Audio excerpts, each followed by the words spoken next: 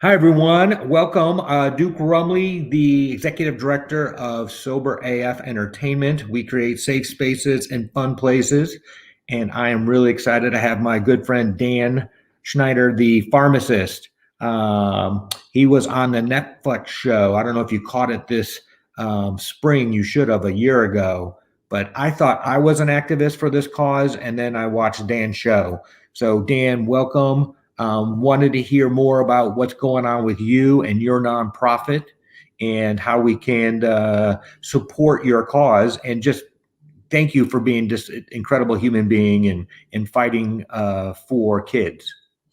Well, thank you, Duke, and I really appreciate what you guys are doing. I didn't at first quite understand it, but I do now. It's definitely an innovative way to keep people in recovery and to motivate people in that direction.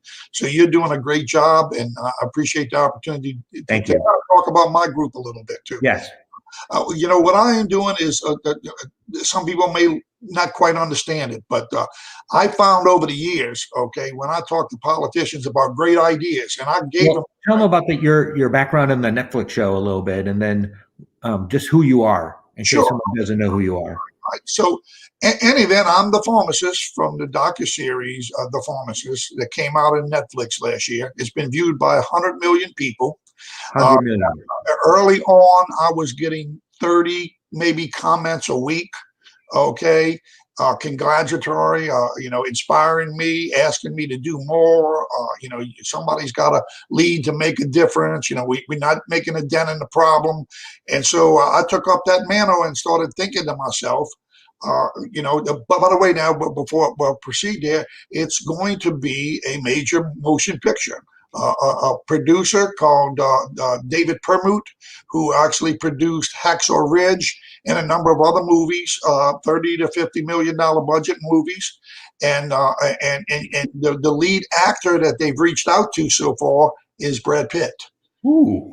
So Playing you, I take it. yeah, I can dig that, And so, any event, he hasn't said yes, but he hasn't said no. We don't have the screenplay yet. We're trying to get a big name screenwriter, and then I haven't even written a book yet. And I'm soliciting right now authors that can help me co-author it. So, I got a large platform that has developed now, and what do I do with it? I could focus on recovery, kind of like you do, okay, or I could focus on prevention.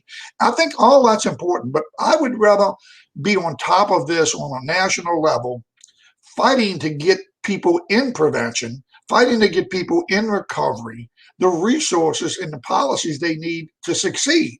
Okay.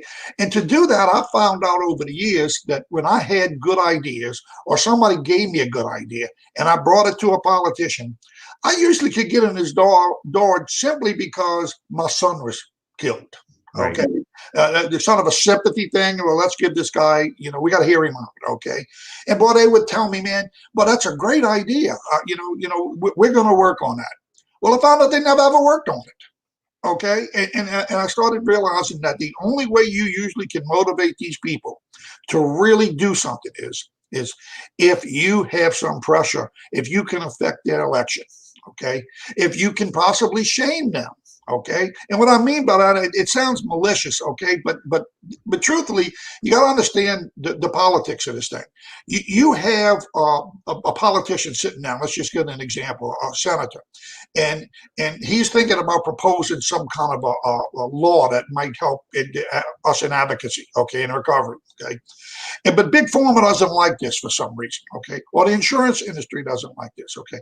Well, they all sit down at a table, okay, and they usually invite an advocate, okay, maybe somebody like me, maybe somebody even dramatic, okay, and I do all this, okay, but you got to understand, I'm at a disadvantage, okay, because those guys are sitting, they pay for those guys' campaigns.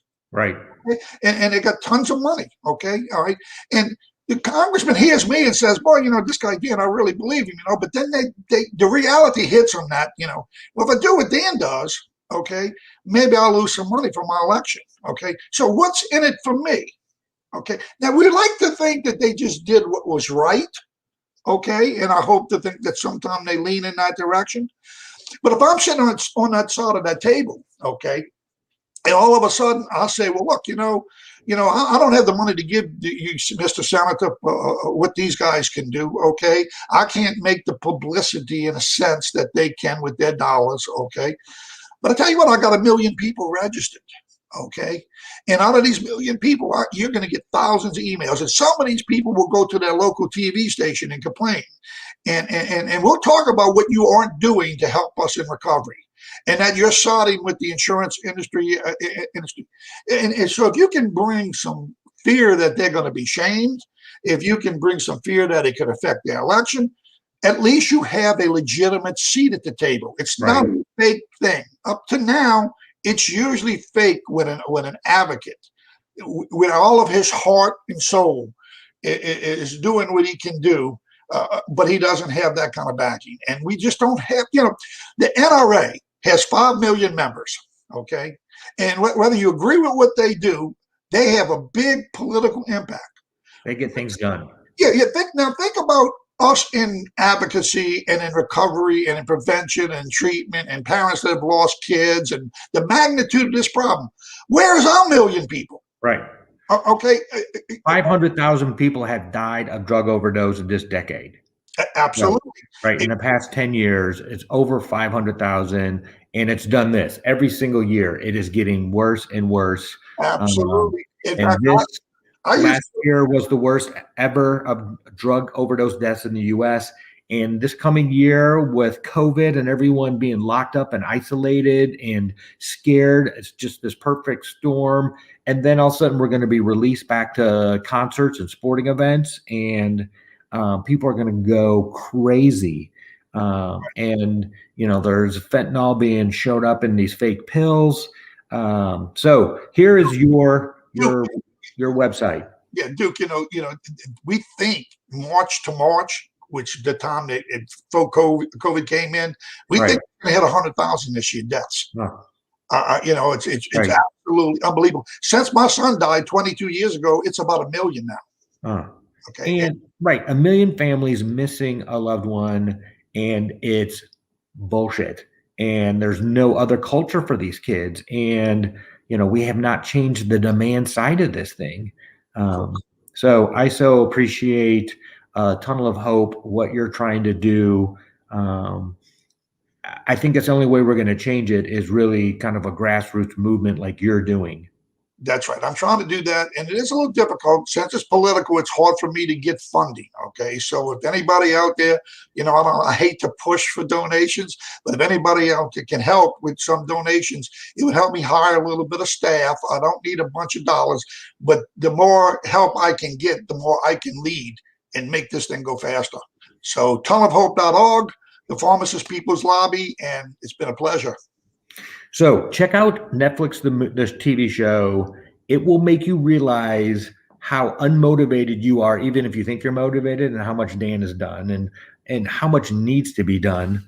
Go to tunnelofhope.org. You need to register, join this movement, fight for your kids, and feel free to check out Sober AF. We're doing a bunch of really cool virtual stuff. We're doing every other Thursday a music event, including tonight. And then there'll be a little recovery support interview, much like this.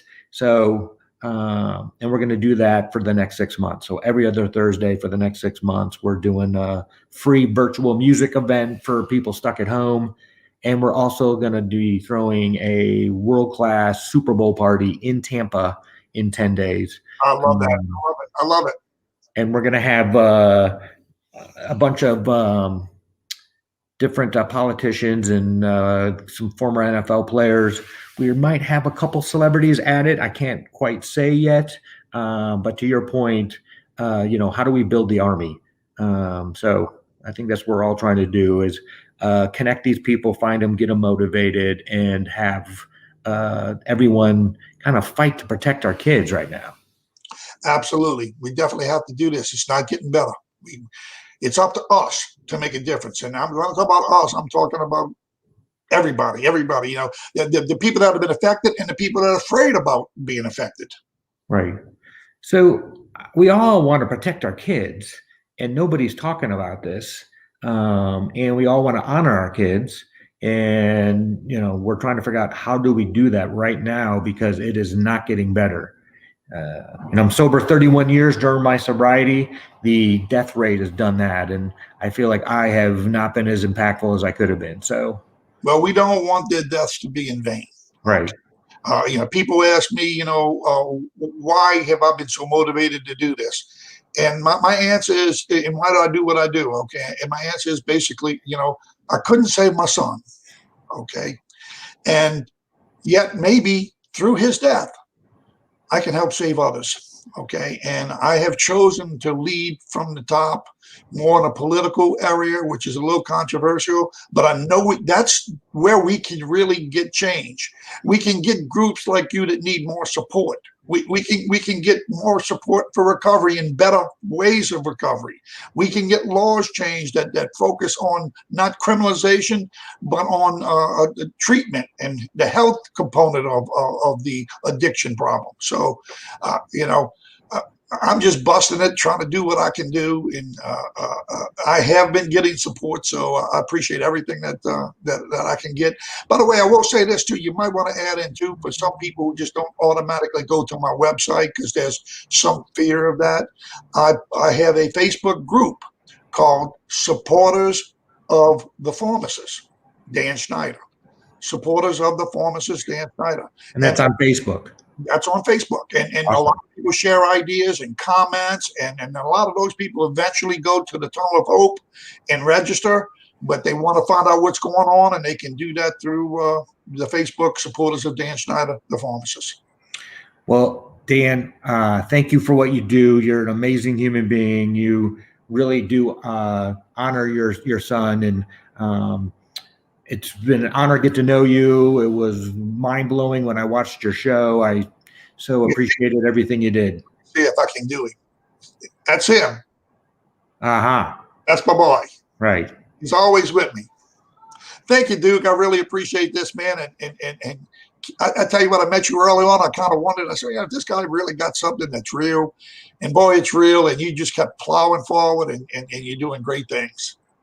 Well, thank you for that. Yeah. It is amazing how the dominoes some days fall your way and people help, and the whole universe is trying to help. They just don't know how. So that's what I'm trying to do, and use that mentality. Same here. Awesome. God bless. Love you, buddy. Thank you. All right.